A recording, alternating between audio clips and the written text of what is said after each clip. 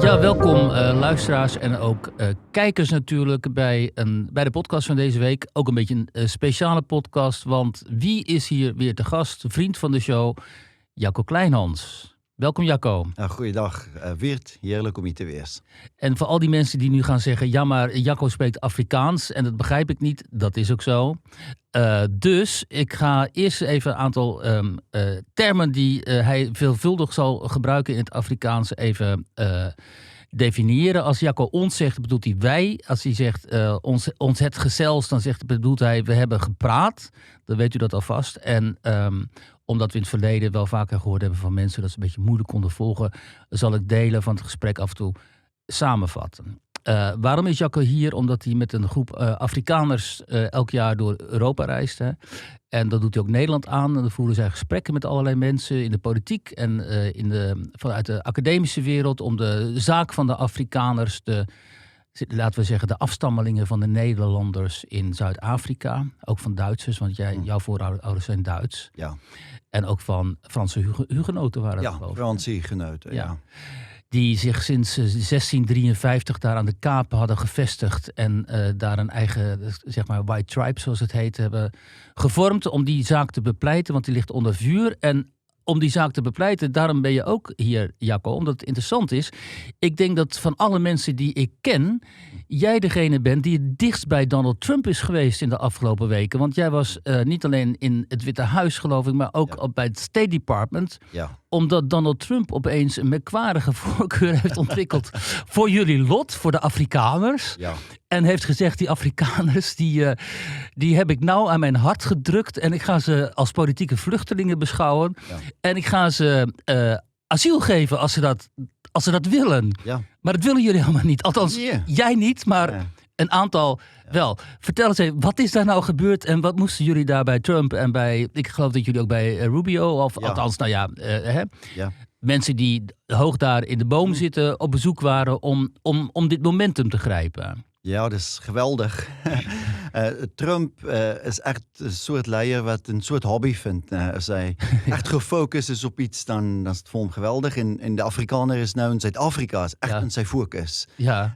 Trump, jullie zijn zijn hobby geworden. Ons is zijn hobby geworden. En Trump, zijn raadgevers in de wet, hij zegt, Trump leest elke dag over de Afrikaner en de Afrikaner geschiedenis. Ja. En hij vindt het een geweldige volk. En hij zegt wel, hij heeft wel de State Department en Marco Rubio opdracht gegeven om manieren te vinden om de Afrikaner allemaal naar Amerika te brengen. Allemaal, maar er zijn er 2,5 miljoen. Ja, 2,5 miljoen mensen. Dat gaat niet lukken. Het gaat niet lukken. En zo heeft hij wel vluchtelingstatus voor alle Afrikaners aangebied. Ja. Maar mensen moeten wel onderzoek doen. Goed, ons wel Afrikaners moet thuis blijven in Zuid-Afrika. Moet niet vluchtelingen worden in Amerika. Nee. Dat is niet de ideaal. Ons verhaal voor 350 jaar thuis te skippen in Zuid-Afrika. Ja. Dat is zo jullie missie is natuurlijk om in Zuid-Afrika te kunnen blijven en daar een soort eigen autonome ook omgeving te creëren. Ja, precies. Want het probleem is ook met de verandering in de demografie in Zuid-Afrika de afgelopen decades.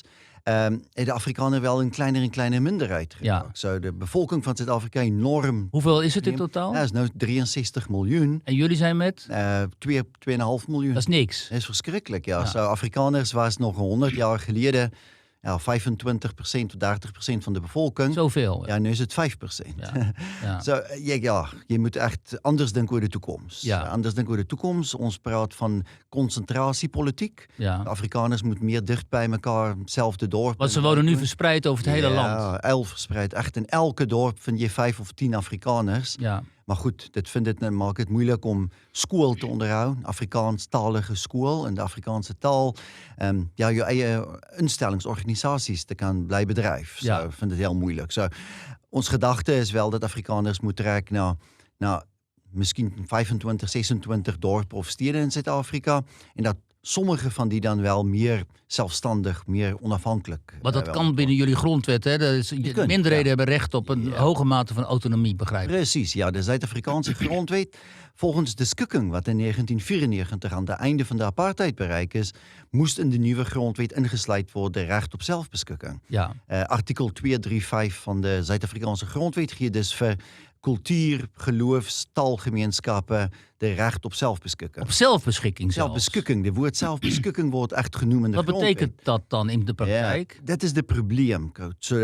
Hoe dit in Zuid-Afrika werkt, is dat voor elke artikel in de Zuid-Afrikaanse grondwet moet daar echt een wet geschreven worden. Om te verduidelijken hoe wordt de artikel dan wel geïmplementeerd. Want dat zou betekenen dat de Zulus ook recht hebben op zelfbeschikking. Ja, en die kleinere stammen ook. Absoluut zo. En dat is natuurlijk sommige stammen in Zuid-Afrika. Dit is niet internationaal bekend, maar als veel stammen wat eindelijk grotere onafhankelijkheid of zelfs volledige zelfbeschikking. Is het dan in de Transkei en... Precies. Ja, een heel afgelegen landelijke delen van Zuid-Afrika. Maar dat is echt ook onder de Zulu, wat de grootste volk van Zuid-Afrika is. De Zulus aan de oosten van Zuid-Afrika, in de provincie KwaZulu-Natal. Ja. Wel een sterke gevoel om grotere zelfstandigheid. De Zulus beheren ook hun eigen grond. Ja. Als in trust zou Zulu individuen geen eigen grondbezit. Oh echt? Dus individueel grondbezit is er niet? Dat is allemaal in handen van de stam? Van de koning. Van de Zulu-koning. Ja, de Zulu-koning. Het zou ook niet zo zijn. Nee, de Zulu-koning bezit echt 15% van de grondgebied van Zuid-Afrika. Dat moet een hele rijke man zijn. Ongelooflijk rijke man. En ook grote strijd geweest verleden jaar toen er echt een nieuwe koning aangewezen wordt. Oh ja. De hele familiestrijd. Ja, dat zal wel. Dan heb je opeens een enorm landbezit. Ja, enorm, ja. Prachtig ook. Een rijke land met goede grond. Geweldig, goede landbouwgrond. Veel regenval. Echt in een van de mooie, echt gematigde delen van Zuid-Afrika. Maar goed, het punt is wel dat daar de recht is tot zelfbeschikking, maar in 31 jaar, sedert 1994, geen wet geschreven is door het parlement. Nee. En dit is echt het probleem. Hoe moet zelfbeschikking dan wel lijken in Zuid-Afrika? Nou ja, jullie testen dat uit, want jullie hebben in Orania, dat stadje daar diep in de Karoo, hebben jullie natuurlijk een soort van zelfbestuur. Want het is zo ver weg van de bewoonde wereld. Ja. Daar komt bijna niemand. En dan kun je daar al snel, zeg maar, je eigen gemeenschap opbouwen. Ja. Hè? En ook voorwaarden stellen aan mensen die daar willen komen wonen. Hè? Die moeten de Afrikaner zaak niet dienen, maar wel daar goed positief tegenover staan. Ze moeten Afrikaans kunnen spreken. De Afrikaanse cultuur ook waarderen en respecteren. En nu zag ik onlangs dat dan een eindje verderop, een flink eind verderop, gedemonstreerd werd tegen het bestaan van Orania. Ja. Door mensen uit de radicale tak van de ANC eigenlijk. Hoe heet ze? Freedom Fighters. Economic Freedom Fighters. Economic Freedom Fighters, die ook dat liedje hebben, Kill de Boer. Ja. En nu hadden ze een demonstratie die er eigenlijk uit bestond dat Orania vernietigd moet worden. Ja. Zijn jullie dan niet bang dat ze op een gegeven moment de wapens zullen grijpen en naar jullie toe zullen komen alsof het een soort Wild West-film is en dat jullie dan met eigen wapens zullen moeten beschermen tegen die hordes? Zeg. Ja, zeker mogelijk. Het is echt Afrika. Maar goed, de Afrikanen wonen ook reeds 350 jaar in Afrika. Dus jullie hebben allemaal wapens? Ja, allemaal hebben wapens, maar ook ons geschiedenis is wel een van strijd. Ja. Een geschiedenis van strijd in zwarte stammen, 250 jaar geleden. Maar ook zelfs een grotere strijd in de Engelse kolonialisme. Ja, dat zal ik even uitleggen. In de boerenoorlogen hebben jullie natuurlijk oorlog gevoerd tegen de Britten. Ja. Tegen zwarte stammen. Maar jullie hebben ook weer overeenkomsten gesloten met zwarte stammen. Het is niet zo dat jullie altijd in strijd zijn geweest met die stammen. Er zijn ook gewoon vormen van samenwerking. En nu nog, jullie organisatie Solidariteit zoekt ook samen. Ja. De stammen zoeken samenwerking met jullie, omdat jullie het zo goed doen. Hè. Dan willen ze weten, hoe doen jullie dat? En dan komen ze bij jullie vragen, laten zien, hoe doe je dat met dat water en met die elektriciteit en zo. Dus het is niet allemaal zo schematisch. Jullie zijn niet in conflict. Nee. In principe ook niet met de overheid, maar wel met dit radicale deel van ANC. Precies, echt met een radicale deel. Ik denk het is uiteindelijk een deel van de Zuid-Afrikaanse geschiedenis wat mensen niet kennen. Vooral in Europa. Dat over 350 jaar was daar tussen de Afrikaners of de boeren meer samenwerking met zwarte stammen dan conflict. Mm-hmm. In de 1800s reeds het meer van de boeren samengewerkt met zwarte stammen die andere heel gewelddadige zwarte stammen. Was altijd goede samenwerking geweest. En nu ook. Onze eigen organisatie Solidariteit bedrijft landbouwprojecten samen met zwarte stammen in de Vrijstaat-provincie, in de Oostkaap-provincie. Ja. Fantastische samenwerking, want kijk, dat is echt één... Je kunt ook niet anders, want jullie zijn maar met heel weinig en de stammen zijn met heel veel. Ja, maar ons het één wel echt gedeelde vijand. En de gedeelde vijand is centralisme, centralisatie en echt één centrale regering. Ja. Want allemaal is echt tegen dit. Ook de Zulu-koning. Jij zegt nu, jullie zijn allemaal tegen die centrale overheid. Precies, ja. Maar van mijn collega's was bij de inhuldiging van de nieuwe Zulu-koning. Want de Zulu-koning is heel bekommerd, echt bevreesd, dat de regering in Pretoria beheer wil nemen over zijn grond. Ja, natuurlijk. Ja. Dus even samenvattend, jullie delen met die stammen het gevoel van zelfbeschikking en wantrouwen tegenover de centrale overheid. Mede ook omdat die centrale overheid in Zuid-Afrika natuurlijk absolute ramp is. Want dat land is in 30 jaar, hoe lang? 40 jaar, 30 jaar kapot gemaakt. Totaal kapot, geruïneerd. Jullie moeten het allemaal zelf doen. Hè? Dat is ook jullie slogan, ons zelf. Want de overheid... Dus jullie betalen ook heel veel belasting. Die verdwijnt rechtstreeks in de zakken van die corrupte centrale mensen die in die centrale overheid werken. En ze doen niks voor jullie, maar ze doen ook niks voor die stammen. Nee. Dus voor die koning in KwaZulu-Natal is die centrale overheid ook waardeloos. Verschrikkelijk. En daarin heeft hij gemeenschappelijk belang met jullie. Ja. Op elke terrein. Dat is het terrein van infrastructuur, terrein van onderwijs. Cultuur waarschijnlijk. Cultuur, absoluut zo. Want wat ook een enorme probleem is dat de ANC... is echt een ideologische partij. Dus communisten zijn het. Communistisch gedreven partij. En die gelooft dat je moet denken van alle Zuid-Afrikaners beheer. Ja. Vooral door de onderwijs. Ja. En dit vindt van de stammen, ook de Zulu, heel frustrerend. Ja, maar die zijn natuurlijk heel conservatief vaak. Heel conservatief. Ja. En dan wordt er een soort onderwijs op de kinderen afgeforceerd. Wat eigenlijk ook de Zulu-cultuur bedrijft. Ja, of dan de Xhosa-cultuur bedrijft. Of de Venda-cultuur, echt ver in het noorden. Nou, bij Zimbabwe bedrijft. Ja. So, dat is vele stammen. Mensen beseffen niet de complexiteit van Zuid-Afrika. En ik denk in Europa, ook in Nederland, soms een perceptie. Dat is echt twee Zuid-Afrika's. Ne? De blanke, de witte Zuid-Afrika. Allemaal racisten, apartheid. En dan de zwarte. Allemaal Mandela's. Precies, ja. En het is veel meer. Dat is helaas zo, maar dit is ook, kijk, zo denken ze, wordt gedacht over Amerika, zo wordt gedacht over Rusland, over Oekraïne. Het is allemaal zwart-wit, zwart-wit. Ja. En zo is het natuurlijk niet. Als je ter plekke bent, dan zie je al die grijstinten, al die nuances. Precies. En dan weet je, dit ligt allemaal veel gecompliceerder dan ook door de media vaak wordt voorgesteld. En nou, dit is de context waar jij vandaan komt en waar jij je voor lobbyt ook in de Verenigde Staten en in Amerika. Maar je bent ook Amerika-deskundige. Je komt er al heel, heel erg lang. Ja. Je hebt dat land... Nou, ik denk dat je de meeste staten wel hebt bezocht. 35 van de 50 staten bezocht. Heb je bezocht? Ja, ik heb in 2004 voor George Bush gewerkt op de verkiezingscampagne. Ja. George Bush en Dick Cheney ontmoet. Ja. Mike Huckabee, wie nou de... ambassadeur, hè? Ja, hierom ken ik wel goed, onze echt vrienden. Verleden jaar nog koffie gedronken in Tennessee met Mike Huckabee. En is hij niet de vader van, hoe heet ze ook alweer? Sarah Huckabee, wat nu de gouverneur van Arkansas in de Deep South. Zij is zijn dochter. Ja, zij is zijn dochter. Ja. Zij was natuurlijk de woordvoerder van Trump tijdens de eerste Trump-termijn. Ja. Nu de gouverneur. Heel gewilde gouverneur van Arkansas. Waarschijnlijk in de toekomst een presidentskandidaat voor de Republikeinse partij. En haar vader is nu ambassadeur naar Zuid-Afrika. Nee, naar Israël. Oh ja, naar Israël. Naar Israël. En de grote ondersteuner van Israël. Ja. Ja. En hij zegt ook aan mij enkele maanden geleden... ons moet weer de verhouding... wij moeten de verhouding tussen Israël en de Afrikaner versterkt. Ja, want Israël en Zuid-Afrika is natuurlijk een ramp. Zuid-Afrika heeft Israël gedaagd bij het Hoge Rechtshof. Verschrikkelijk. Dus ze hebben meer aan de Afrikaners waarschijnlijk dan aan alle directe vluchten tussen Zuid-Afrika en Israël is gestaakt verleden jaar. Ja. Economische banden. Ja. Je vindt echt niet meer enige Israëlische producten in de supermarkt in Zuid-Afrika. Je kon altijd voorheen echt Israëlische producten vinden. Als weg. Wat een tragedie, hè? Verschrikkelijk. Ja. En natuurlijk ook Jodenhaat in Zuid-Afrika. Ja. Zo, een heel kleine Joodse bevolking in Zuid-Afrika... veel kleiner dan jaren geleden, wordt veel bedreigd. Ja. In Kaapstad, in Johannesburg, Ik vrees echt dat je misschien over 10 of 20 of 30 jaar van nu niet meer enige Joden in Zuid-Afrika dat denk ik krijgen. ook niet. Maar ik denk dat ze over 30 jaar helaas ook niet meer in Europa niet in Amsterdam zijn. Ja.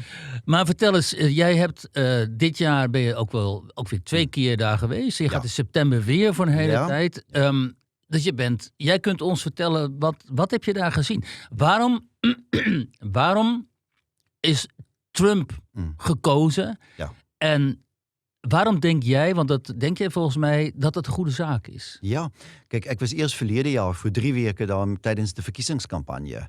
Ook Trump zijn laatste groot bijeenkomst in Grand Rapids in Michigan bijgewoond. Duizenden mensen zitten voor 6 uur en wacht in een arena voor Trump. Hij begint de ochtend in North Carolina, toen gevliegd naar Philadelphia, toen naar Pittsburgh die avond. En toen van Pittsburgh om middernacht vertrek naar Michigan. Ja. En echt in 1 uur in de ochtend begin om een enorme skare toe te spreken. Wie reeds van de vorige avond om van 6 uur wacht op Trump. We hebben allemaal gewacht op Trump. Allemaal gewacht op Trump. Van uren als over Michigan gerij. Uren gerij om naar Trump te luisteren.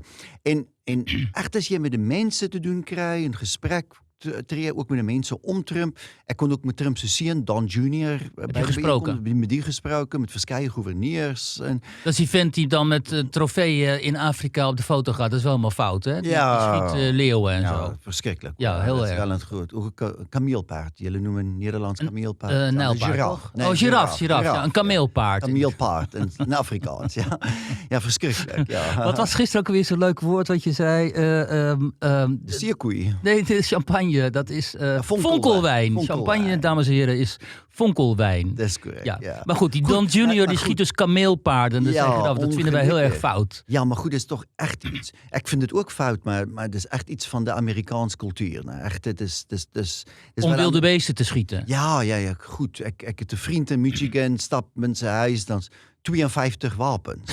Je moet echt om op de zitkamerbank te gaan zitten, moet jij een automatische geweer verwijderen. Wegleggen om plek te krijgen te zitten in de zitkamer. Ja, een heel huis is vol vuurwapens. Ja. Wat is dat toch? Ja, dat is deel van de Amerikaanse cultuur, waar ik wel denk dat de Amerikanen nooit eindelijk de idee van geweld als deel van die wezen opgezegd hebben. In Europa is het anders. Ik vind wel Duitsers en Nederlanders, echt heel Europa had een heel gewelddadige geschiedenis.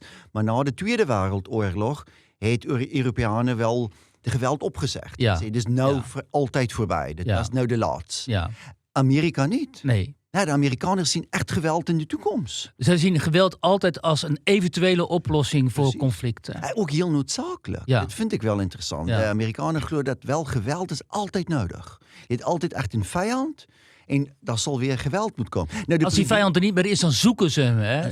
Rusland moet de vijand zijn. Precies. Oh nee, nu moet China de vijand zijn. En ook met mijn werken met Bush, George Bush. Want ik heb echt George Bush proberen begrijpen. Ik vind hem wel heel foutief. Ze besluiten om oorlog over de jongere Bush, hè? Ja, de jongere George W. Bush. Ja, de tweede Bush-president. En de besluit om oorlog te maken in Afghanistan en Irak was echt een uiting aan de behoefte voor geweld. Ja, absoluut. Ja, je zag toen ook het momentum opbouwen van we gaan. En uiteindelijk boem. Precies. En dan vallen ze Irak binnen. Ze hadden niet eens een echt bewijs voor Irak. Maar goed, ons is nu weer daar. Echt, Amerikanen wil echt weer oorlog maken. Voel je dat? Ik voel dat. Met Rusland? Ik voel het wel oorlogs. Nee, niet met Rusland. Met China? Niet de conservatieven. Het is wel de interessante verschrijving. Ik vind oorlogs. Ik ga naar Texas, South Carolina, sommige afgelegen gebieden. En allemaal is heel zacht op Poetin en op Rusland. Ja. Heel zacht op Rusland. Waarom? Vindt wel zien Rusland echt nader aan de Westen. Natuurlijk christelijk. Dat is een perceptie onder Amerikanen dat alle Russen is christelijk. Ja, dat is onzin, maar dat denken ze inderdaad. En hulle lijkt natuurlijk op hem. Hulle vindt China. China een echt enorme bedreiging. En dat is een heel gedachte binnen de Trump-administratie en de Republikeinen dat de militaire vermoë van Amerika moet verschuiven naar de Stille Oceaan, naar Azië, en gereed maken voor een oorlog in China. Een paar jaar geleden sprak ik met zo'n denktank hoge pief die zich veel bezighoudt ook met de geopolitiek en met China. En toen was er weer een of ander incident rond China of zo. En zijn eerste reactie was, we should have bombed the hell out of them. Ja, precies. En dan denk ik, hoe kun je dat nou zeggen, man? Ja. Maar dat zit dus in die gedachte, in hun perceptie van de wereld. Hè, van hoe bommen erop. Ja, echt een van de Amerikaanse senatoren, Lindsey Graham. Ja, die is verschrikkelijk. Maar hij heeft onlangs gezegd, de tijd om China aan te vallen is echt bezig om voorbij te gaan. Want China raakt militair te sterk. Ja. Dus Amerika moet nu China aanvallen. Voor de Chinese vloot en de luchtmacht te sterk is. Maar denk je dat dat gaat gebeuren dan? Oh, misschien niet nou. Kijk, want vooralsnog was het zo. De neocons wilden oorlog met Rusland, maar Trump niet. Nu Trump niet. De conservatieven niet. Maar de conservatieven, de paleo-conservatieven, de traditioneel conservatieven, die wil wel strijd met China. Ja. Die zien China de grote bedreiging voor de westerse beschaving. Ja. En de rode lijn, denk ik wel, de rode lijn is wel Taiwan. Ja. Dit vind ik wel oorlogs. Ja. En de Taiwan-lobby is heel sterk in Amerika. Ons onderschat het wel. De Israël-lobby is bekend. Ja. We zien wel oorlogs de tekens van de Israël-lobby. Taiwan-lobby is heel sterk in Washington. En dat zijn Taiwanese en die hebben dan Amerikanen gekocht of zo om voor hen te lobbyen? Absoluut zo. Zoals een hele fractie in de congres, in de senaat, in de Huis van Vertegenwoordigers voor Taiwan, een pro-Taiwan-lobby. Ja. Heel sterke senatoren. Ja, dus anti-Chinees. Keihard anti-Chinees. Ja. Heel sterk voor nu China aanvallen. Maar echt militair aanvallen. Maar wat denken ze dan? Ik bedoel, hoe kun je nou China militair aanvallen zonder dat het uitloopt op een gigantische catastrofe voor de wereld? Het zal een gigantische oorlog afgaan. En als je met die mensen praat, zeg jij dan ook voor jullie zijn gek? Ja, maar goed, nou moet mensen ook wel beseffen, de hele buitenlandse beleid van de Trump-administratie wordt echt binnen die denken dan ontwikkeld. Ja. En dit is wel een belangrijke punt, wat ik wel soms heel frustrerend vind in Europa. Is te denken dat, Trump is dom, of Trump is oningelicht. Nou, Trump is een heel slimme man. Dat kan ik zeggen. Trump is een heel slimme man. Spandeer uren elke dag om te lezen. Heel goed ingelicht over alles wat in de wereld gebeurt. Lees couranten. Kijk televisie, hij is heel goed ingelicht. Ook zijn adviseurs, heel slimme mannen. Ja. Ik is heel goed bevriend met de adjunct-minister van Buitenlandse Zaken, Michael Needham. Ja. Dus echt Marco Rubio's adjunct. Ik is met die op WhatsApp en app heel goed ingelicht. Begrijpt die hele wereld, maar moet echt hele perspectief begrijpen. En dit is de reden waarom we bijvoorbeeld Australië wil bewapenen. Ja. En ook de Filipijnen. Ja. Verleden week was daar nog militaire oefening tussen Amerika en de Filipijnen. Ja. Amerika praat van de bewapening van de Filipijnen. En om wapens te schenken aan de Filipijnen. En aan Taiwan. En Japan, de heropbouw om van China te omsingelen. Precies. Dus dit is wel de strategie. En bewapende landen, Zuid-Korea hebben ze natuurlijk al. Ja. Bewapen die andere landen ook als militaire afschrikking tegenover China. Maar dit is niet net echt een militaire strijd, maar dan ook wel een economische strijd. Ja. En dit is waar mensen volledig verkeerd de handelsoorlog verkeerd begrijpen. De tarievenoorlog. Ja, de tarievenoorlog, mijn contacten in de Witte Huis zei voor mij, dat Trump was altijd van plan om de tarieven in te stellen in andere landen en dan voor dit van kracht gaan, dit te cancelleren, behalve voor China. Ja, ja. Hij wil China echt isoleren en nu wil hij een fantastische handelsovereenkomst met Indië sluiten. Ja. En die Indië nader te trekken aan Amerika, China en Azië te isoleren. Dus hij wil die BRICS wil hij ook ontmantelen. Volledig ontmantelen. Dat is deel van de strijd hier in Zuid-Afrika. Ja. Zuid-Afrika is echt een zachte teken. Ja, want in de BRICS is Zuid-Afrika een van de open-economieën. Volledig open. Dat is niet zoals Iran. Echt moeilijk. Wat kan je nog echt doen tegen Iran? Iran is volledig geïsoleerd. Ja. En zo. Maar Zuid-Afrika is echt een open economie. Volledig open economie. Geweldig afhankelijk van handel, internationale handel, buitenlandse beleggings. Maar dan ook een heel corrupte regering. Ja. Zoveel wat je kan ontbloot over de Zuid-Afrikaanse regering. Ja. Zo Trump is heel slim. Dus, wat even voor de luisteraars, de BRICS, dat is het samenwerkingsverband van Brazilië, Rusland, India, China, Zuid-Afrika. En nu nog 7 andere landen wat bijgevoegd. Precies. Ja. En als de Verenigde Staten erin slagen om landen daaruit te trekken, zeg maar, India en Zuid-Afrika dus aan te pakken, zeg maar. Ja. Misschien zelfs Rusland daaruit los te weken. Misschien dat Trump daarom zo mild is tegenover Poetin. Omdat die Rusland ook uiteindelijk gaat het allemaal, dat begrijpen wat jij zegt is heel juist, begrijpen heel veel mensen niet. Want hier zeggen ze, hij is veel te mild tegen Poetin en zo. Maar het gaat hen om China. Het gaat echt door China. Trek Rusland ook uit die coalitie met China. Ja, en ik denk wel, waar de Amerikanen wel recht is. Ik denk hulle begrijp wel dat Rusland in de toekomst niet zo sterk gaan wezen. Precies, Rusland is natuurlijk niet enorme problemen. En de Trump-administratie zegt dat. Ja. Dat is wel. Rusland is de grote macht wat echt de Westen gaan bedreigen. De democratische wereld gaan bedreigen, China. China is echt geen democratie. Dan moet je wel geloven, want ik geloof dat eigenlijk niet echt. Ik denk niet dat China uit is op oorlog, wel op invloed, maar niet op oorlog. Maar de Amerikanen denken natuurlijk, invloed is oorlog. Precies. Dus die denken militair. En dit onderscheidt wel Amerika van Europa. En dit is de frustratie van iemand zoals J.D. Vance, de adjunct-president, vicepresident van Amerika. Vance is echt gefrustreerd. Ik heb gesprekken gehad met zijn buitenlandse adviseur, jonge man van 35, J.D. Vance, buitenlandse adviseur. Die zei wel, ik vind Europa verschrikkelijk. Want de Europeanen kan niet begrijpen, de hele Europese continent gaan vernietigd worden en dan gaan hulle echt nog terugzetten, verstaan? Ook al worden we aangevallen, dan doen we nog niks. Dat bedoelt hij. Precies. Want hij ziet die ondermijning ook van Europa door de islam en door de immigratie. Ja, J.D. Vance begrijpt het wel heel goed. Echt een nauwe band met Giorgia Meloni van Italië. Ook die Elon Musk. Natuurlijk echt beweringen, bespiegeling ook in Washington, dat Musk en Meloni het echt een verhouding. Misschien zo heel directe band. Meloni is wel heel sterk onderlegd in die idee. Meloni is ook de enige van die Europese leiders die echt ook goede toespraken houdt over waar het met Europa naartoe gaat, over de waardes van de westerse beschaving. Dat we die moeten verdedigen. Dat kan bijna niemand anders in Europa op dit moment. Ja, van al de landen in de Europese Unie vind ik de leider van Italië.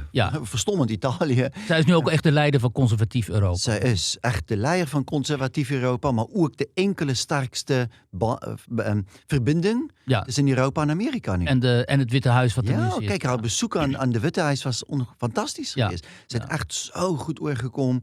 Begrijp hoe met Trump te praten. Dit is wel de probleem. Zij was recent daar, hè? Ja, recent, verleden week daar. Mark Rutte vindt het soms wel ook recht om te doen, maar de anderen allemaal niet. Nee. Verschrikkelijk. Macron, geen begrip om Trump te hanteren. Nee. Scholz van Duitsland. Friedrich Merz zou dat nu moeten zijn, maar die kan het dus ook helemaal niet. Nee. Maar waar gaan we dan naartoe, Jacco? Dus die Amerikanen die denken Europa is eigenlijk voorbij. Want dat is ook bijna... daar gaan we het zo meteen nog even over hebben. Zijn we nog wel te redden eigenlijk? Dat is maar de vraag, ook vanuit jouw perspectief. Ze richten zich helemaal op China. En binnen de Verenigde Staten zelf. Als je... Die mensen hebben allemaal wapens. Jij zegt, kijk, ik bedoel, ik ken ook landen waar mensen veel wapens hebben, maar de Amerikanen hebben nog veel meer wapens. Veel meer. Dan zou je toch denken, dat is eigenlijk, en met die enorme polarisatie daar, die enorme haat. Geweldig. En al die militia's daar ook. Ja. Waar gaat dat naartoe, denk jij? Ja, kijk, je rijdt op het platteland van Michigan. Echt aan de noorden. Echt wouden. En dan is daar echt militiagroepen. Die militiegroepen. Bewapend, wat doen die daar? Hele voertuigen vol wapens, schieten de hele dag. Dat is een hobby. Ja, het is een hobby om heel dag te schieten. Opzetten van de gezichten van communisten. Oh, echt? Ja, een teken schiet naar de communisten. Welke communisten dan? Lenin, Stalin, al de oude. En dan schieten ze dan op? Dan schieten op die hele dag. Ja, heel voorbereiden op oorlog. Ja. Maar wacht, jij zegt nu, ze bereiden zich voor op een burgeroorlog. Ja, dat is wat jij zegt. Ja, dat vind ik wel. En misschien, kijk, de gevoel is nou een beetje minder met Trump en de wetgeving. Nou, dit was voor Trump, dat ik het ervaar 2023. Echt gevoel, echt is een hoogtepunt. Dus in 2023 gevoel, hier zou Kamala Harris echt de verkiezing verleden jaar gewinnen. Was mijn voorspelling geweld. Geweld, echt geweld in Amerika. Als Harris had gewonnen, zou er geweld zijn uitgebroken. Ja, want je het oorals in conservatieve Amerika gevonden dat mensen zeggen, dit zou wel de einde van Amerika betekenen. En dan met Harris' inhuldiging zouden de einde betekenen van de Verenigde Staten. En dan zouden ze wel met geweld moest vechten om wel een deel terug te krijgen. Wat is voor hun dan die Verenigde Staten in hun perceptie? Wat is dat voor beeld wat zij hebben? Wat moet Amerika zijn? Ja, kijk, voor hem moet Amerika terugkeren naar een kleine federale regering, machten wat in de Staten terugkeer naar de Staten. En dit is wat Trump echt nu doet. Ja. Totaal hervorming van Washington. Ja. Kleine Washington.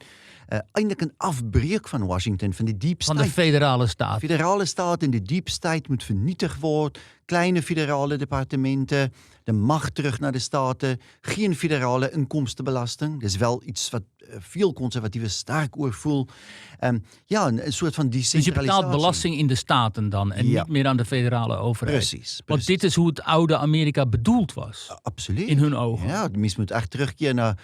Ik lees soms weer John Adams, en Jefferson en Washington en wat hulle geschreven het. Echt hoe dit was... Wat is dit? Dit was een klein, echt gefocuste federale regering. Maar goed, de federale regering in Amerika is enorm nu. Ja. 2 miljoen mensen wat werk. 2,7 miljoen.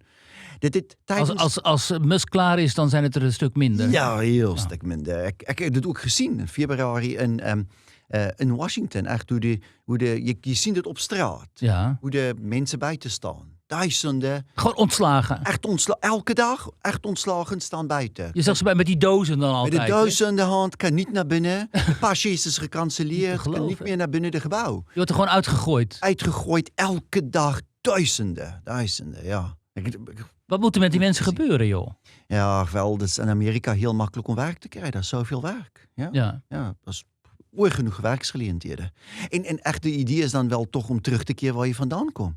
Want Washington is toch een plek... Mensen groeien niet op in Washington en wonen altijd daar niet. Mensen komen naar Washington. Ja. Mensen reizen van Texas en van Michigan en Californië en overal om te komen werken. Dus ga naar huis. Ga naar huis. Ga daar werken. Als jij links of liberaal is, gaan werken in Sacramento, de hoofdstad van Californië, of in Seattle, in Washington, of in waar ook al. Maar niet in Washington. Washington moet echt kleiner gefocust wees. En voor dat is daar wel een soort meerderheidssteun. En wat mensen niet begrijpen ook, is de gedachte dat dit is wel een idee van de oude witte, de oude blanke Amerika. Dit vind ik algemene steun onder de Hispanics, Latijns-Amerikaners. Dus deze politiek is populair onder de Hispanics? Onder de Hispanics heel populair. Ja. Waarom? Wat zien zij daarin voor hen dan? En vooral in de zuidelijke staten. Ja. Want in een staat zoals Texas hebben de Hispanics heel de Texas-identiteit opgenomen. Ja. Het gaat echt over identiteit. Het is echt een gemixte identiteit geworden. Precies. Ja. Maar als jij naar New Jersey gaat, waar er ook veel Hispanics is, ja goed, dan is daar niet een New Jersey-identiteit. Nee. Maar wel in Texas voelen de Hispanics heel sterk voor Texas. Ja. Texas is voor hen belangrijker dan Amerika. Ja. Zij voelen zich thuis in Texas. Texas, de politieke... Texas moet besluiten over Texas, niet Washington. Ja. Nou, Washington is echt de vijand. Ja. Verschrikkelijk. Zo de stem voor Trump verleden jaar was een stem tegen Washington. Ja. Tegen DC, tegen de deep state. Maar hoe lang had dat stand? Hè? Want hij heeft nu 4 jaar om dit project af te maken. Dit gaat met heel veel gedoe en heel veel commotie natuurlijk teweeg. Ja. Al veel mensen worden ontslagen. Die tarievenpolitiek, dan moet je maar kijken of het slaagt. Je weet niet wat er in Rusland gebeurt. Je weet niet wat er met China gebeurt. Het kan ook zijn over 4 jaar dat niet J.D. Vance gekozen wordt, maar weer een democraat. Ja, en die eerste toets is reeds volgend jaar in november.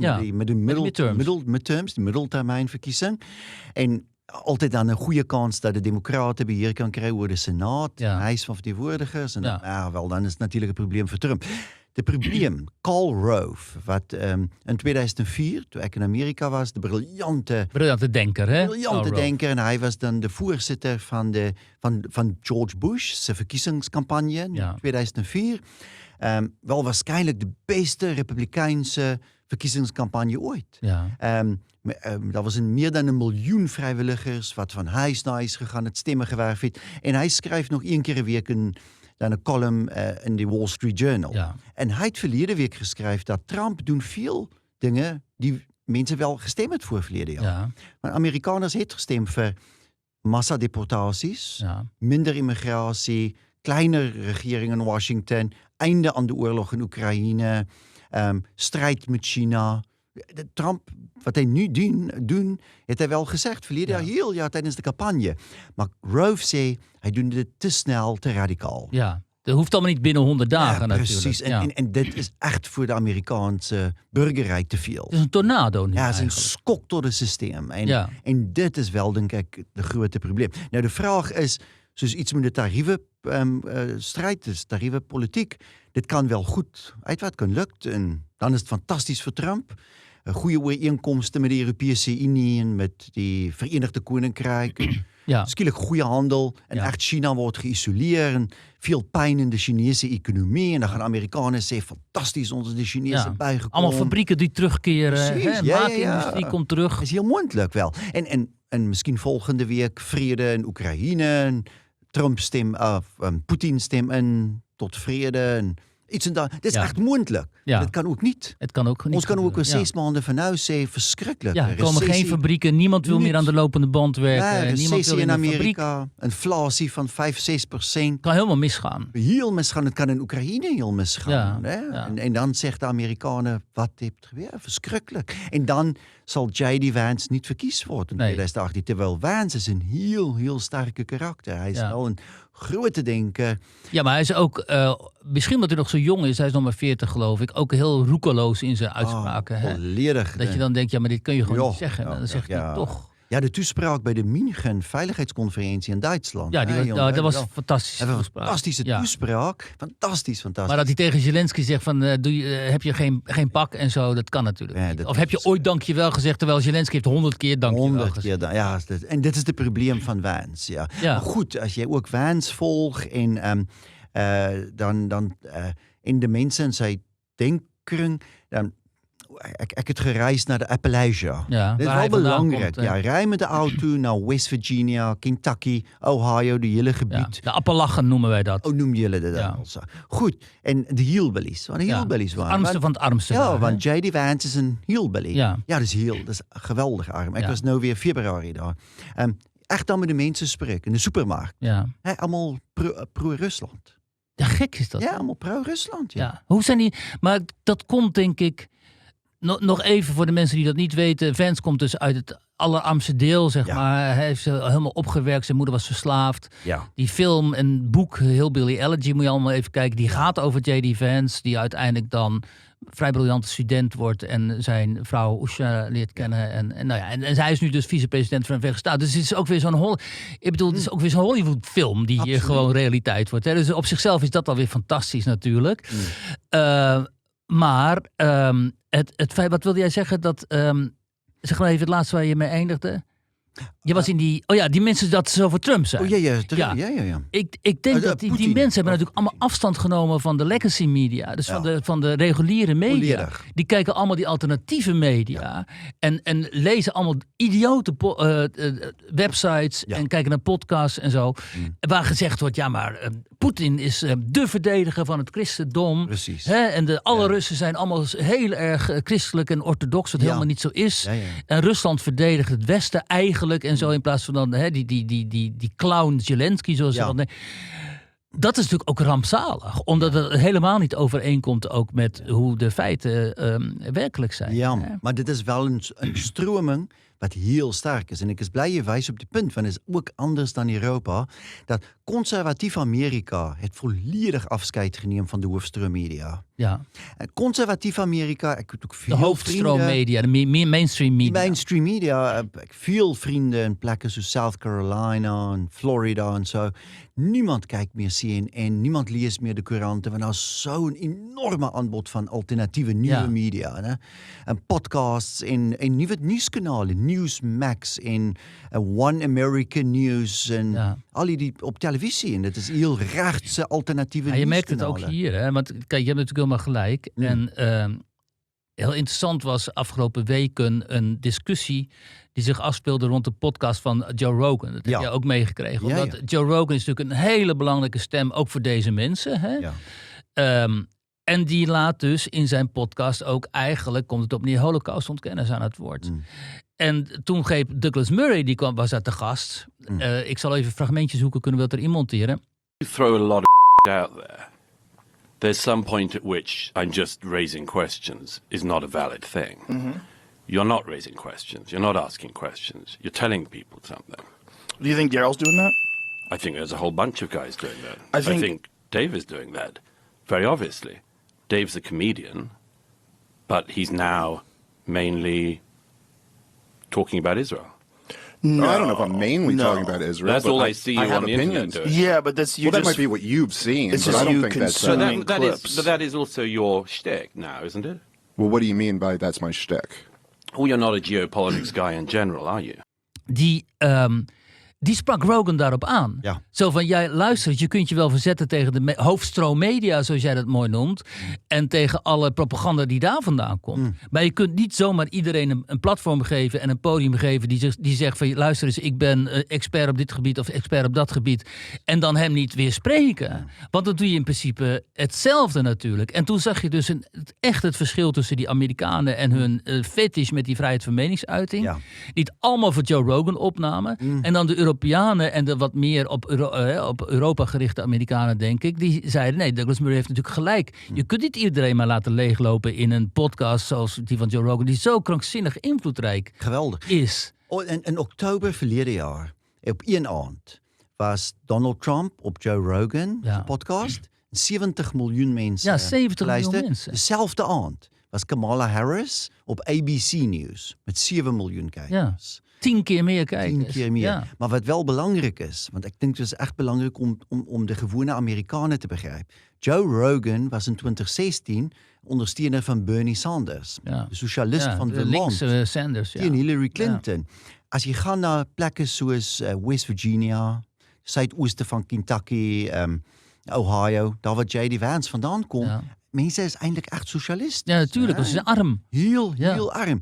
Heel protectionistisch. Ja. Dit wat Trump zegt, spreekt sterk tot hem. Ja. We zien China als echt een enorme bedreiging voor hun voortbestaan. De handelswanbalans met China, de feit dat Amerika zoveel invoer uit China, weinig uitvoer naar China. We zien het echt als een van de grootste bedreigingen. Ja.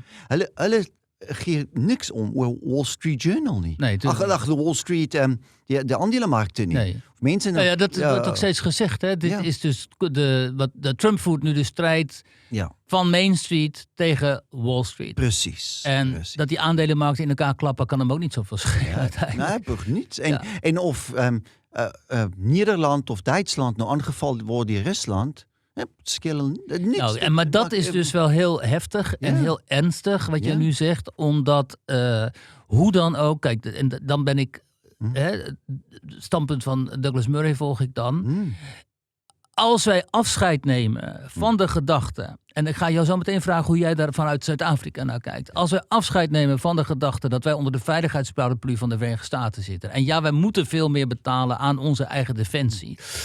Maar dat wij één bondgenootschap zijn met hen, Europa, Verenigde Staten. En dat we één waardenstelsel hebben te verdedigen. Hoe anders de Amerikanen ook zijn dan wij. Uiteindelijk komen ze uit Europa, laten we zo zeggen. Uiteindelijk hebben wij één beschaving te verdedigen. Absoluut. En als de Amerikanen zeggen, zoals J.D. Vance, bekijk het maar. Jullie delen niet meer onze waarden. Zo had hij letterlijk zei in München. Hè? Jullie delen niet meer onze waarden, want jullie arresteren hier mensen voor een opmerking op Facebook of op Twitter. Ja. Wat is dat? Want het druist helemaal in tegen ons concept van de vrijheid van meningsuiting. Dan zijn wij verloren, Jaco. Dan is Europa dus verloren. Absoluut. Dus dat moeten we ook niet aanmoedigen. We moeten niet gaan zeggen, die Amerikanen hebben helemaal gelijk. Europa is verschrikkelijk en zo. We moeten Europa wijzen op onze enorme gebreken, op onze enorm slechte leiders, op het totale gebrek aan begrip van wat er speelt.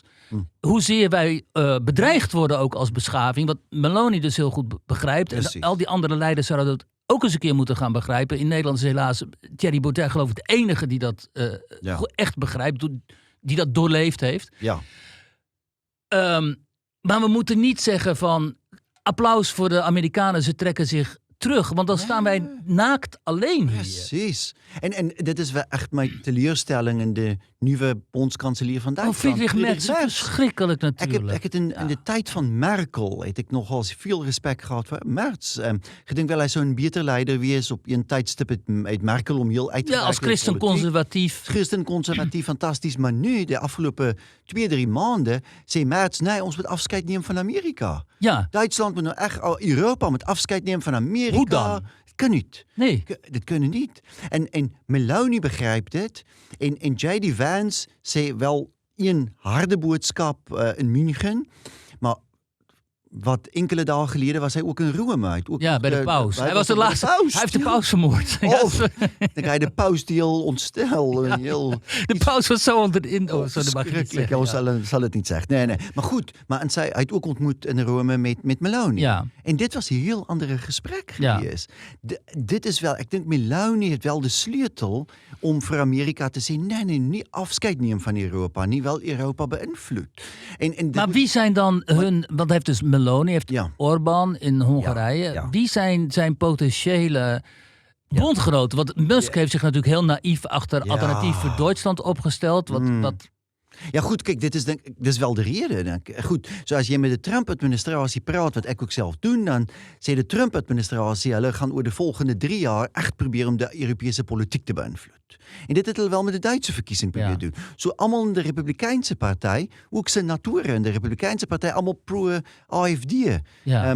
Ik denk dat het echt 1 jaar geleden niet geweten wie is de AFD. Nee. Maar goed, nu nog niet goed, denk ik. De hele Republikeinse partij in Amerika was nou pro-AFD.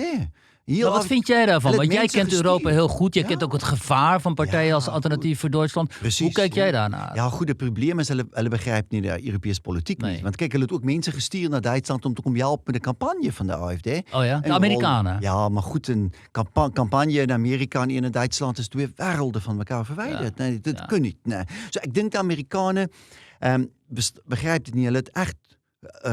Er was wel een idee in Washington dat de AfD de verkiezing kon winnen. Ja, ze zijn nu in de peilingen de grootste partij. Nu is het wel de grootste. Dus ze gaan op een gegeven moment verkiezingen winnen. Gaan zonder twijfel op een gegeven moment de verkiezing winnen. Want ik denk de nieuwe regering in Duitsland gaan wel mislukt. Het gaat een ramp zijn. Het gaat een ramp zijn. Het kan niet. Te veel toegevings gemaakt aan de Groenpartij en de SPD. Verschrikkelijk. Nou goed, zo hulle kijken naar de sterke landen in Europa. En hulle zeggen wel, dat is Duitsland, Frankrijk en Italië. Goed, zo Italië, daar heeft ons de rechte persoon. Duitsland, probleem. Echt een probleem, drukplaats op Duitsland. Wat doen hulle? Dus echt de Amerikaanse denken, ons sluit consulaten. Nee, dat doen ze nu. Ja, we gaan nou de consulaat in Düsseldorf sluiten, de consulaat, ik denk ook in Keulen. Zo verschillende Amerikaanse consulaten wordt gesluiten, ook in Zuid-Afrika. De Amerikaanse consulaat in Durban wordt gesluit. Wat denken ze daarmee te winnen? Goed, eindelijk... Amerika werkt altijd vanuit het idee van drukplaats op een regering. Hè? Zo, je neemt geld weg, humanitaire hulp. De Amerikanen denken altijd bezig om de wereld te redden. Zo, ons straf, ons neemt humanitaire hulp weg uit Afrika.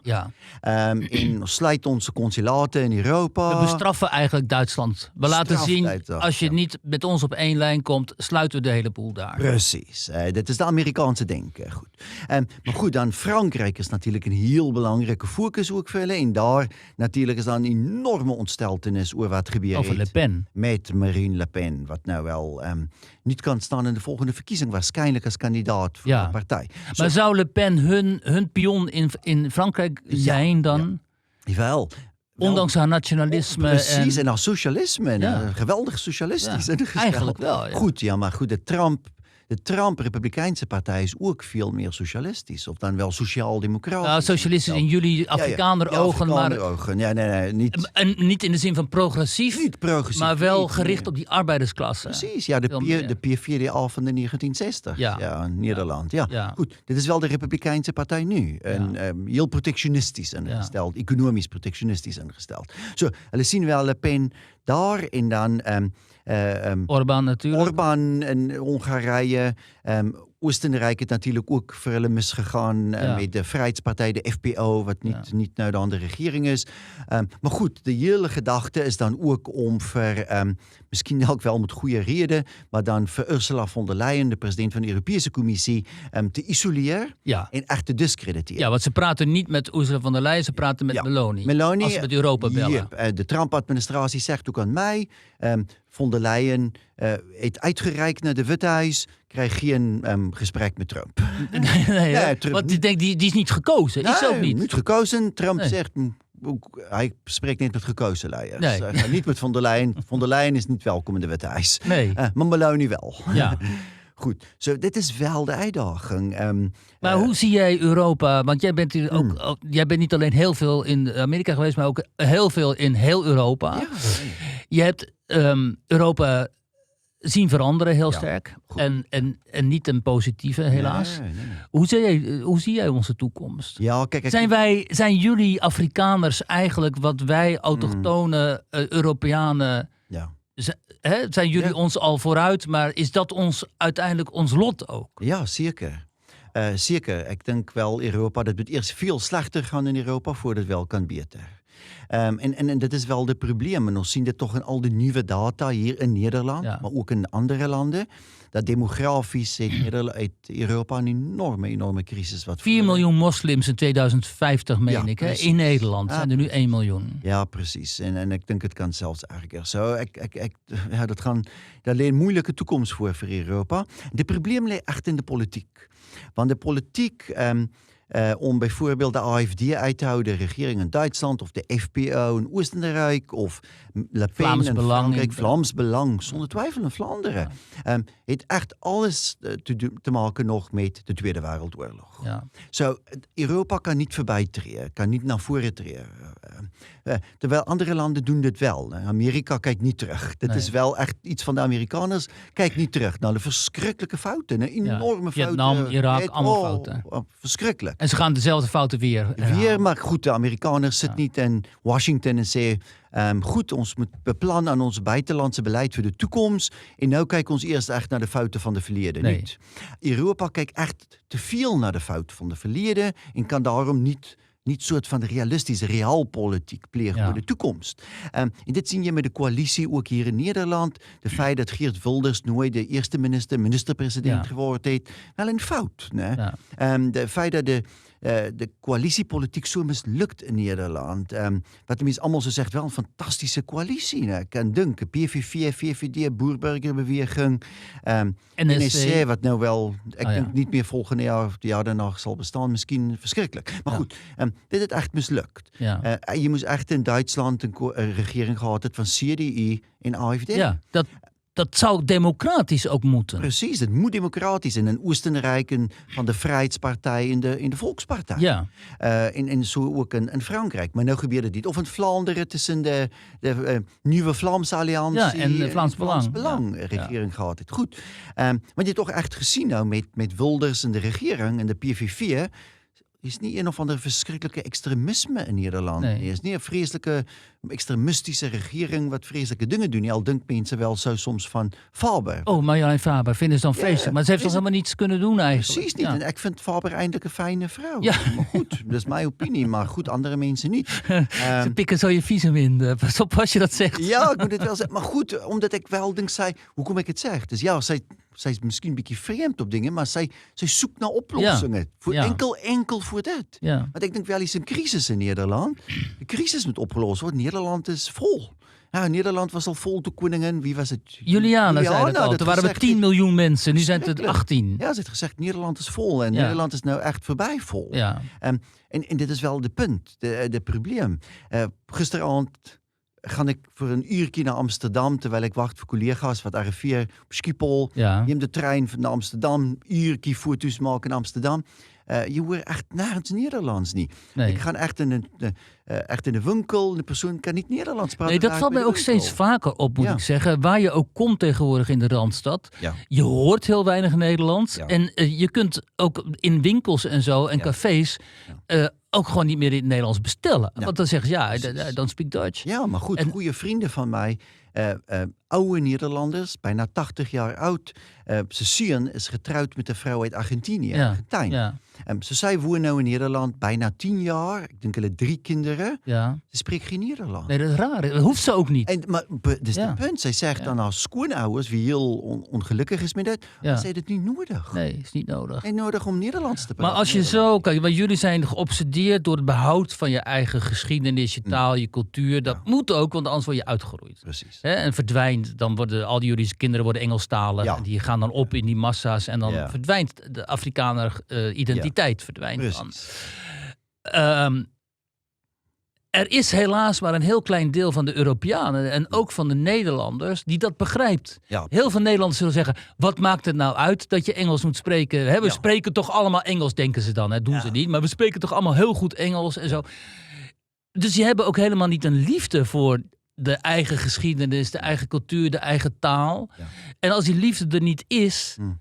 En ook niet het besef dat je iets te verdedigen hebt... en dat je heel veel te verliezen hebt... zeker als je grootste concurrent de islam is, dames en heren. Ja, het spijt me dat ik het moet zeggen... maar het is nou niet een heel aantrekkelijk alternatief, helaas.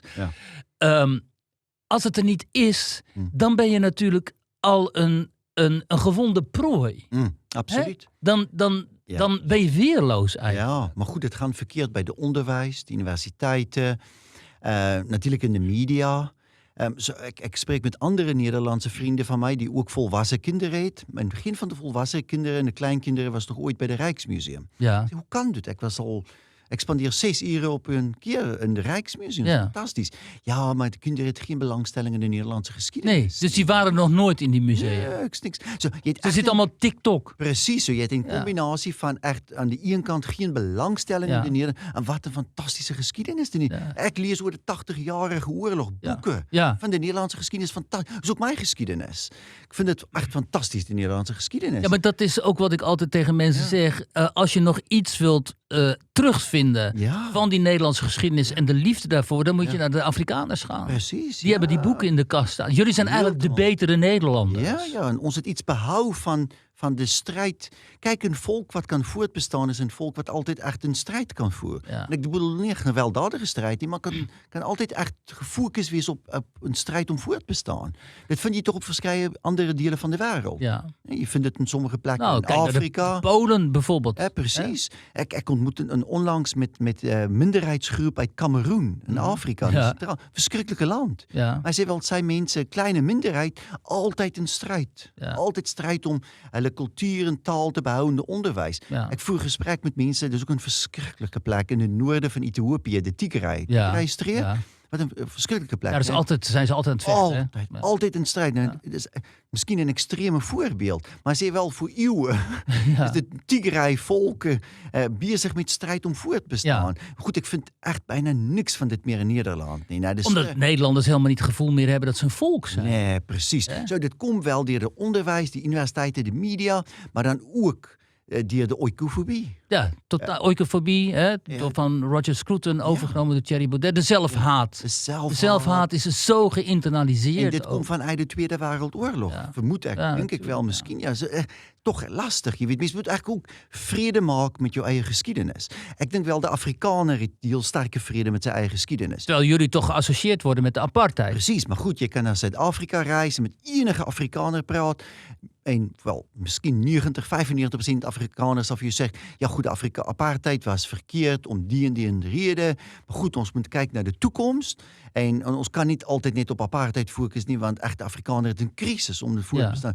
Zo eenvoudig is dit. Ja. Maar goed, ik sukkel om dit wel te vinden in Duitsland, bij sommige Duitsers. Ja, vind altijd je niet. Terug naar de verleden. Je zegt, ik sukkel, ik zoek naar Duitsers die ook afgerekend hebben met hun verleden. Precies, zonder om wel echt totaal te radicaliseren en wel de verleden te ontkennen. Ja. En ook niet de verleden ontkennen, maar dan vind je wel extremisten, neonazis in Duitsland, wat wil verleden ontkennen. Ja. Goed, dat kan je ook niet in Zuid-Afrika. De Afrikaner kan niet de verleden ontkennen. Nee. Goed, de Nederlanders kan ook niet zijn verleden ontkennen. Maar als je echt altijd op de slechte verleden blijft focussen, dan vernietig je jezelf. Ja. Want elke volk in de wereld heeft iets verschrikkelijks in zijn verleden gedaan. De Chinezen, de Indiërs. Niet alleen de blanke Europeanen natuurlijk. Nee, in Afrika. Arabieren net zo. Arabieren, verschrikkelijke dingen gedaan. Ja. Wat gebeurt nou in Sudan? Ja. Ons praten weinig over Sudan. Altijd gefocust op Oekraïne, wat verschrikkelijk Israël, Gaza. Altijd Gaza in Zuid-Afrika in de media. Ja. Maar weet mensen dat bijna 200.000 mensen is vermoord. Ongelooflijk, hè? En dus oorlog in Sudan. Ja. Elke dag. En dat zijn Arabieren die zwarten... Ja, zwarte christenen vermoord in Darfur. Verschrikkelijk. In vluchtelingenkampen. Ja. Dat is een vluchtelingenkamp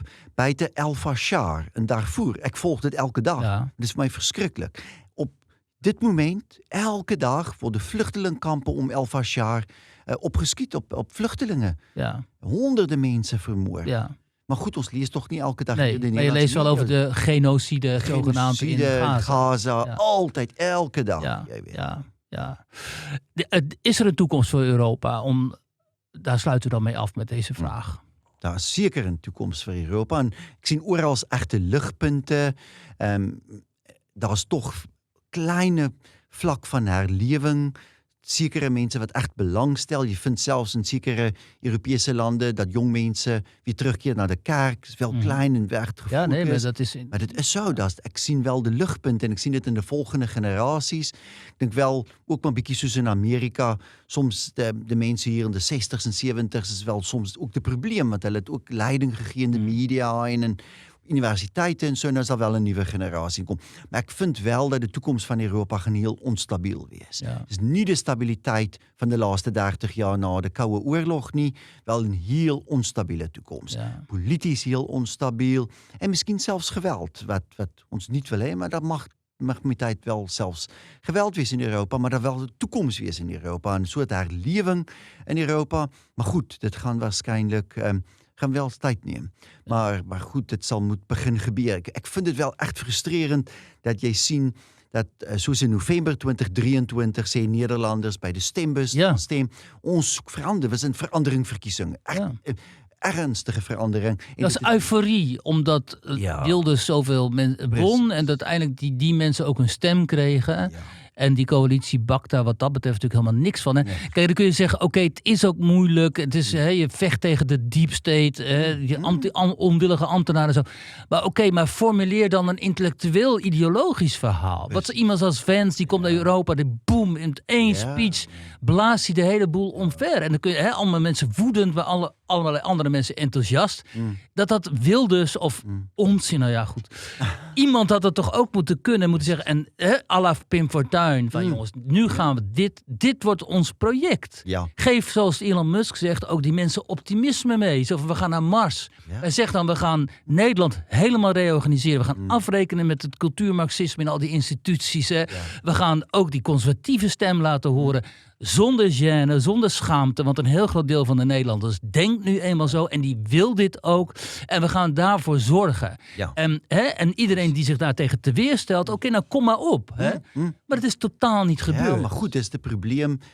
Heel vaak in Europa van de nieuwe rechtse partijen, de nieuwe rechtse beweging. Het is heel reactionair, heel populistisch. Ja. Maar het is niet onderlegd in sterke ideeën. En het is ook niet toekomstgericht in de zin van, ook niet modern genoeg. Precies. En je kan heel kritiek leveren op de Trump-administratie in Amerika en de conservatisme in Amerika. Maar goed, ik heb veel vrienden bij de Heritage Foundation in Washington. Bezoek hulle 2 keer een jaar. Ik krijg verleden jaar in november de Project 2025. Ja. Dat is een boek van de 1000 bladzijden. Ja. Het is een gids wat ontwikkeld is. Fantastische heel veel kritiek op, hè? Ik ken veel kritiek op dit leven. Maar goed, dat is een plan. Ja. Het is in ieder geval een plan. Dat is een plan met rijke ideeën. Oor de strijd met China. En hoe moet ons de toekomst zien van de wereld. Alles opgeschreven door mensen wat elke dag denken over de toekomst. Is de conservatieve beweging in Nederland bezig om te denken hoe moet Nederland in de toekomst lijken. Nee, dat is echt populistische korttermijn denken. Ja, klopt. Jacco, heel veel dank. We moeten eindigen. We kunnen nog uren praten, maar goed, dat doen we dan weer een andere keer. Heel veel dank. Geweldig dat je hier wel was. Aan alle mensen die het allemaal niet hebben kunnen volgen. Helaas. De volgende keer zit ik hier weer en praat ik over Nederlandse actualiteiten en politiek. Kom zeker weer terug. En heb nog fijne dagen hier in dit land wat ooit zo mooi en zo fijn was. Absoluut. Hartelijk bedankt weer. Dank je wel.